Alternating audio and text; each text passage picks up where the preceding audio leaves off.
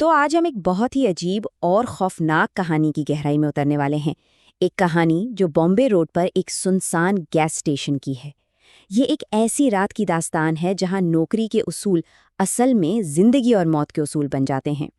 तो चलें इस कहानी को शुरू करते हैं। बस एक लम्हे के लिए सोचिए, क्या हो अगर किसी को एक ऐसी नौकरी मिले जहां दिए गए असूल उसकी अपनी हिफाजत के लिए नहीं, बल्कि किसी दूसरी ही दुनिया की हकीकत को टूटने से बचाने के लिए हों। तो कहानी का हीरो है अर्जुन, एक नौजवान जो खैर जिंदगी के हाथों काफ़ी परेशान है। हालात इतने ख़राब हैं, पैसों की इतनी तंगी है कि वो रात की शिफ्ट में एक बहुत ही अजीब नौकरी करने पर मजबूर हो जाता है। अब इसके पास कोई और रास्ता नहीं बचा था, यही नौकरी उसकी आखिरी उम्मीद थी। लेकिन जिस जगह ये नौकरी है, उसके बारे में उसका दोस्त भास्कर साफ साफ कहता है कि वो जगह बिल्कुल ठीक नहीं। और यहीं से आप समझ लें खतरे की घंटी बजना शुरू हो जाती है। तो अर्जुन वहां पहुंचता है और उसका बॉस उसे फोन पर एक ऐसी चीज के बारे में बताता है जो उस रात की यूं समझें कि किस्मत ही बदल देगी। वो चीज है एक पुरानी डायरी, और उस डायरी में लिखे हैं कुछ उसूल, कुछ बहुत ही अजीब उसूल जिन पर अमल करना लाजिम है। अब ये कोई आम उसूल तो बिल्कुल नहीं है, है ना? हर उसूल अपने आप में अजीब है। किसी गाहक से उसकी मंजिल ना पूछो, बंद हेडलाइट्स पर कुछ ना कहो, बर्फ जैसे ठंडे पैसे पुराने डब्बे में डालो, और सबसे अजीब, 3 बजे के बाद दरवाजे बंद कर लो और बाहर बिल्कुल मत देखो। ऐसा लगता है जैसे ये उसूल किसी हकीकत को नहीं, बल्कि किसी वहम को टूटने से बचाने के लिए लिखे गए हों।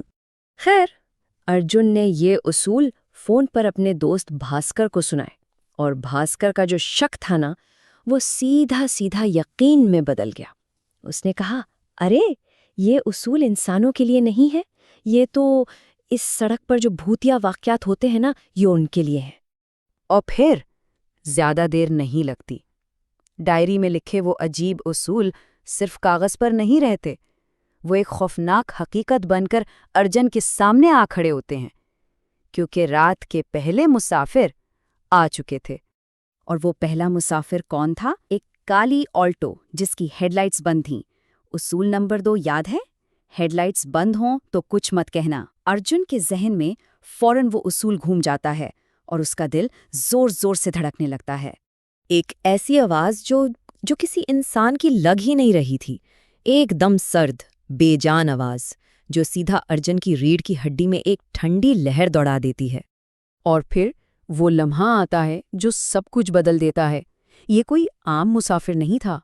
अर्जुन कांपते हुए हाथों से वो पैसे पकड़ता है और उसे फौरन उसूल नंबर 3 याद आ जाता है। पैसे पुराने जंग आलूद डब्बे में रखने हैं। अच्छा, इस खौफनाक तजुर्बे के बाद अर्जुन जब थोड़ा संभलता है तो दफ्तर में उसकी नज़र एक पुराने अखबार पर पड़ती है। और उस अखबार पर तारीख क्या थी?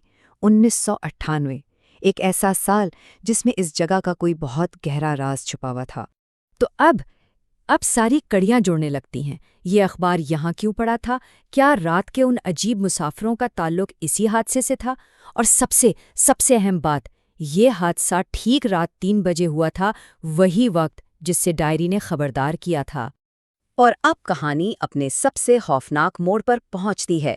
जैसे ही घड़ी में 3 बजते हैं, वही मनहूस वक्त जिसका जिक्र डायरी और अखबार दोनों में था, सब कुछ काबू से बाहर होना शुरू हो जाता है। एक नज़र डालते हैं कि ये रात कैसे कदम ब कदम एक भयानक ख्वाब बनती गई। हर वाकया उसे बस 3 बजे के करीब ला रहा था, उस वक्त के करीब जब उसे सब कुछ बंद करके छुप जाना था। लेकिन इंसान का तजस्सुस अर्जुन से रहा नहीं जाता और वो एक उसूल तोड़ देता है। वो पर्दा हटाकर बाहर झांक लेता है, और जो मंजर वो देखता है वो उसके वहमो गुमान में भी नहीं था। बाहर बाहर इंसानों जैसे साए थे जिनका कोई जिस्म नहीं था, बस चमकती हुई हरी आंखें। और तभी वही काली ऑल्टो वापस आ जाती है और जोर से हॉर्न बजाती है। उसूल नंबर 5 याद है? 3 बजे के बाद हॉर्न बजने का मतलब है कि कोई उसूल टूट चुका है।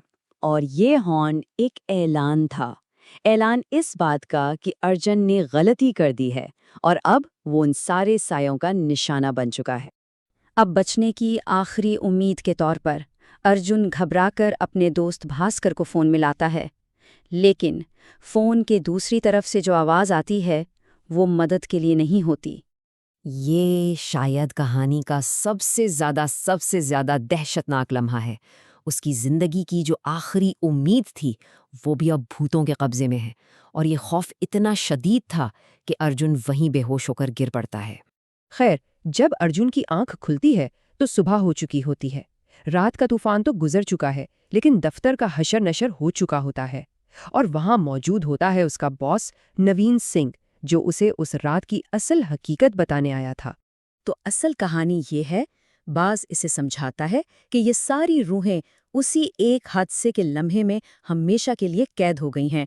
वो हर रात अपना आखिरी सफ़र दोहराती हैं, बार बार।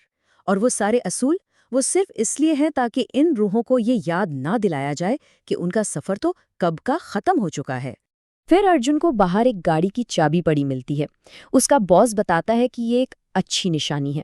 इसका मतलब है कि किसी एक रूह ने अपनी मौत की हकीकत को तस्लीम कर लिया है, उसे सुकून मिल गया है, और वो जाते जाते अर्जुन का शुक्रिया अदा करके गई है। लेकिन क्या कहानी यहाँ ख़त्म हो जाती है? नहीं, बिल्कुल नहीं। अगले दिन अर्जुन और भास्कर के बीच जो बात होती है वो इस कहानी को एक और बहुत ही अजीब मोड़ दे देती है। इतना सब कुछ देखने और झेलने के बाद भी अर्जुन फैसला करता है कि वो उस गैस स्टेशन पर वापस जाएगा, और वो अपने दोस्त से एक बहुत गहरी बात कहता है, कुछ इंतज़ार कभी ख़त्म नहीं होते। और यही वो सवाल है जो कहानी अपने पीछे छोड़ जाती है। आखिर अर्जुन वापस क्यों गया? क्या वो उन भटकी हुई रूहों की मदद करना चाहता है, या फिर वो खुद भी इसी ना ख़त्म होने वाले इंतज़ार का हिस्सा बनने जा रहा है? इसका जवाब शायद किसी के पास नहीं है।